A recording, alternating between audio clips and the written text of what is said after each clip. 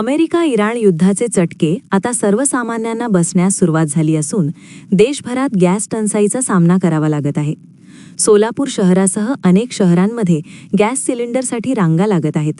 व्यावसायिक सिलेंडरच्या टंचाईमुळे हॉटेल रेस्टॉरंटचे मालक हैराण झाले आहेत.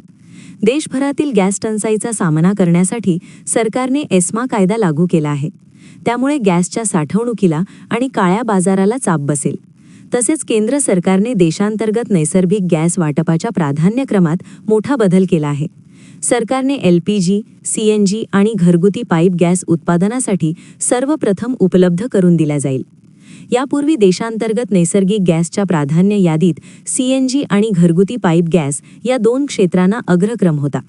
LNG विक्रीसंबंधीचे सध्याचे व्यावसायिक करार आणि करारनामे तात्पुरते बाजूला ठेवून गॅसचे वाटप प्राधान्यक्रमानुसार केले जाईल. सरकारने सर्वसामान्य नागरिकांचा विचार करून घरगुती LPG पुरवठ्याला प्राधान्य दिले आहे. त्यामुळे बाजारभावाने मिळणाऱ्या व्यावसायिक गॅस सिलेंडरवर अवलंबून असलेल्या हॉटेल, रेस्टॉरंट व उद्योगांना मोठा तुटवड्याचा सामना करावा लागत आहे.